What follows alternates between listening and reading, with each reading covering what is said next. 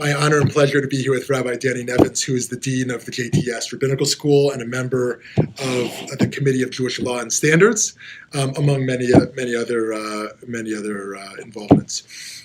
So our topic today is to think about our grappling with gender identity today in the Jewish community, and in particular, those who are trans.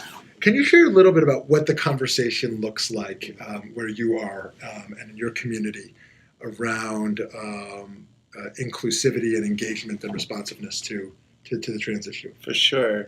You know, in my community, which is at JTS and in the conservative movement, we think of ourselves as an egalitarian, meaning an inclusive type of community. But that very word inclusive has become problematic because it implies that there's an inner circle that's sort of normal that then is allowing others in. So if men were sort of the center of power, they invite women to be part, but it was still the men who were in control. And then same with gay and lesbian people coming in, being sort of invited in. So sort of the trans community is sort of the next group that's wanted to come in, but in some ways it's a little destabilizing because what they're really saying is that the whole binary of gender, of male and female, Zachar nekeva bara otam, God made us male and female, is not describing their reality. And of course there isn't one way to be trans. There are people who identified and were raised in one gender, and at some point in their life, perhaps in their late childhood, sometimes even their early childhood, realized something was just not working for them, and later on come to actually transition. So there's that, and one of our tasks is figure out what does it mean to transition? When do you go from one to the other? And of course, there are complicated issues of surgery and hormones and all sorts of treatments and clothing and names and pronouns. But then there are other people who are not really looking to go from A to B, or male to female, or the reverse, but are actually looking to avoid the binary altogether. They're gender non-conforming. And I think it's a challenge for those of us who are sort of cisgender, we'd say, who are like our gender identity and our biology are in accord. It's kind of challenging to understand what they're telling us, to be responsive in a way that's respectful to them while also being true to our own experience of gender, which is different. And then at a deeper level, it might even challenge us to wonder, well, what does it really mean to be a man? What does it really mean to be a woman? Are there bits of gender which are actually blended, even for those of us who are very comfortably situated within one gender? So in trying to grapple with this, we not only want to listen to people and their experiences, but also study contemporary philosophy, study science, understand these issues. But as rabbis, we also look to our traditional sources. And so what do our Jewish roots have to offer in terms of wisdom, sensitivities, guidelines or theologies that might be helpful here? There's quite a bit of scholarship that's emerging now, as there are some actual wonderful contemporary scholars who are trans or non-conforming, but the most important stories are the ones that we know well. The creation of Adam and Eve, of course, initially it's just Adam, who's described apparently as being an androgynous creature before the separation. In the rabbinic literature, in the Midrash and Bereshit Rabbah, is described as du partzuf, having like two sides, a male side and a female side, and it gets split. And there's even this strange sense in the Zohar that was to be shalem, was to be complete, and actually it was a chet to be separated, a sin to be separated. Then, of course, in the Talmudic literature, we've got intersex categories.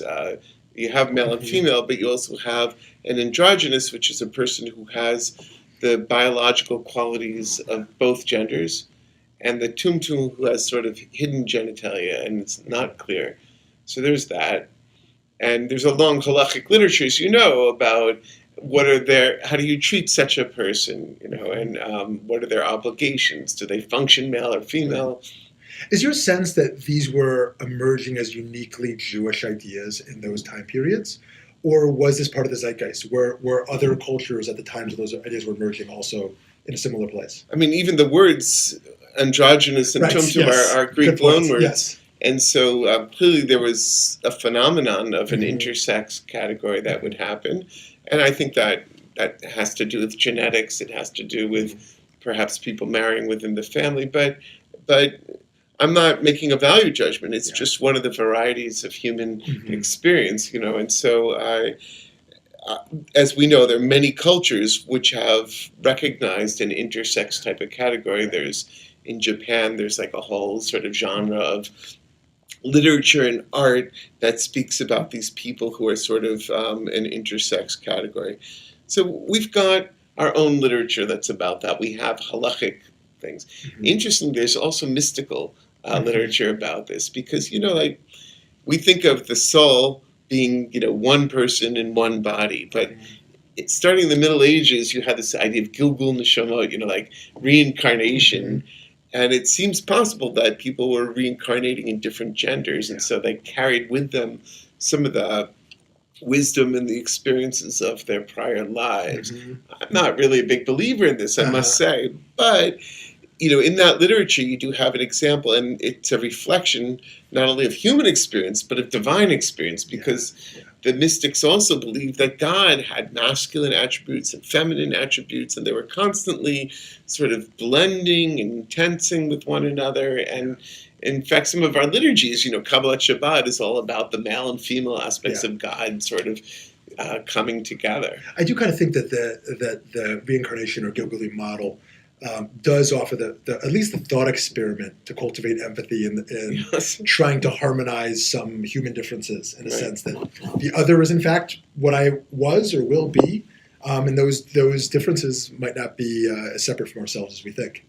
So how is this playing out in the conservative movement right now at JTS and in the broader conservative world?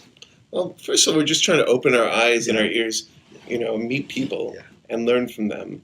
And I'm finding that the conversation's actually evolving rather quickly, and we want to have clean categories, LGBTQ and so on, but in fact people don't always fit into categories. There's actually in New York City a Jewish queer youth network, which is mostly Orthodox kids, and I heard a presentation last week that these kids, a lot of them are not claiming trans or intersex or or non-conforming. They've got their own vocabulary that they're developing. So part of what we're doing is just listening. But we have done some significant things to try to signal our welcome. First of all, like all schools, we have to ask applicants, are you male or female? Because we're supposed to report statistics to the Department of Education.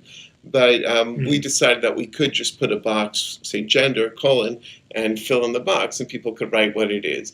The second thing is starting at orientation, but then going on, asking people to introduce themselves, because it's not uncommon at JTS, like other Jewish institutions, for people to have both an English name and a Hebrew name, right? So a lot of times I'll have a student whose, name is one thing. They don't want to be called, Chris. They want to be called Chaim, and that's fine. So we've already got this idea that you get to define yourself a bit. So as people are also changing gender, they have a chance to name themselves and also name their pronouns, obviously, which the young people are used to. It plays out also in, we have dormitories, which are gendered, but people can self-identify with whatever gender, and we would accept that. Same with restrooms, of course. But the more complicated things for us are really about liturgy. When we call people to the Torah, we're egalitarian. So a man would be Ya'amod, so-and-so, ben so-and-so, the son of so-and-so. A woman would be Talmud, let her stand, so-and-so, bat, so-and-so. But non-gendered language. So what do? Right? There's no in-between. There's no neutral. So one idea was to use the infinitive, na la'amod, please to stand, which is a way of avoiding that.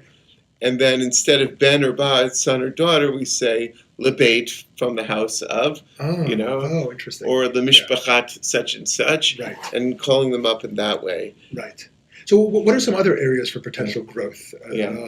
What are the conversations, what are the things that would still need to be worked through and that communities and synagogues and schools could become more sensitive to? people always focus on these very tactile issues like bathrooms, but actually we have to be thinking about how we study Torah. This is the deeper part of it all, because gender is so embedded in everything we do, in all of our assumptions, not only the rituals, even like what we see in a text, and if you look at it, one of our professors at JTS, a wonderful Bible scholar named Amy Kalmanovsky, has a new book called Gender Play in the Hebrew Bible, which is looking at stories where men take on classically feminine roles and women take on classically masculine roles. Like you think about Isaac and Rebecca as a classic case where Isaac seems to be the less active member of the family. Rebecca's always taking the initiative. She's the driving force. Right. Some people say she's the second patriarch. She's more like Abraham, and Isaac is more like Sarah in a way. And so her argument is actually not that the Torah is undermining gender. Her argument is that these are surprising stories, entertaining stories, provocative stories, which are meant to then reinforce the classical patriarchy and the classical gender roles. But when we learn Torah with this sort of eye, we can actually see things which are there, and that maybe our ancestors saw with a little less defensiveness than we do. I wonder, part of the conversation in racial justice circles, as you know, is not just talking about blackness, but talking about our whiteness. And I wonder if, in addition to talking about various sexual identities, which are emerging in more nuanced ways than we had boxed them in, if we also kind of have to learn to grapple, people like you and I, who are heterosexual men, and to understand our identity. It's, in other words, it's not just about being inclusive in a patronizing way, but also understanding ourselves, that we're all kind of changed in this process in a sense. Well, a lot of the conversation today is about performance, how you perform gender. Right? And two men might perform gender in different ways. One man might be into very sort of stereotypical, sports and steaks and loud cars and that, and another man might be not relate to that at all, and might and with women, some women's gender expression might be very feminine, with makeup and jewelry and stuff, and others might really eschew that entirely. And I think it's true with race as well. There's some people, black people, for whom performing blackness, is a really self-conscious thing, and others perhaps identify with other parts of their life. So I think my last question, but don't hold me to this.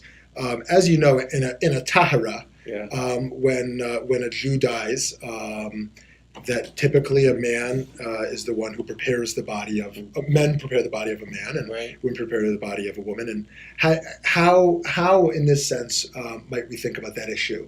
And who's kind of making those decisions? So my colleague, Rabbi Len Sharzer, is also a physician, actually a plastic surgeon, and he's writing a new paper on all these transgender issues. And, being a physician, he's very used to taking care of bodies of all types, right? And so he feels like there's no issue. A person who identifies male should be washed by men. A person who identifies female should be washed by females. If the men on the Chevra Kadisha can't handle the fact that this man has a vagina, then they're not being professional. They have to get over it. That's his attitude. And I think that's probably the right attitude. But like with many things, you have to be realistic. You have to train people. And so I think that's what it would come down to. I'm not so worried about people being inappropriate. I'm on a Chevra Kadisha myself. I do taharas. It's a very serious thing. We're very respectful. We speak about the niftar, the deceased, in only most respectful ways. And it's a hard thing. For me, it's not a sexual thing. It's really hard to imagine it as being that. It can be sick people, but I don't see that. Interesting. Good, wonderful. So thank you so much. Pleasure. Check out the writings and continue to wonderful work of Rabbi Danny Nevins. He just recently put out, is it called a Teshuvah? Teshuvah, legal responsa on GMOs. Fascinating stuff, and currently working on cultured meat and the status. Is it parov? Is it fleishik? And other related questions. Thank you so much.